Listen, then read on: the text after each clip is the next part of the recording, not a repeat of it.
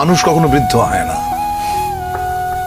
মানুষ তার মনে মনে সারা জীবনে 28 বছরে থাকে। Life is nothing but a journey towards death.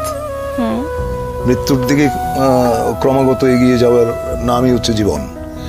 এই জন্য এগিয়ে যাওয়ার এই যে জার্নি, এই জার্নির মাঝখানে অনেক কিছু ঘটে, অনেক আনন্দ ঘন পরিবেশ যায়, সময় যায়, অনেক অনেক অনেক বিব্রতকর সময় যায়, অনেক বেদনার সময় যায়, অনেক লজ্জার সময় যায়।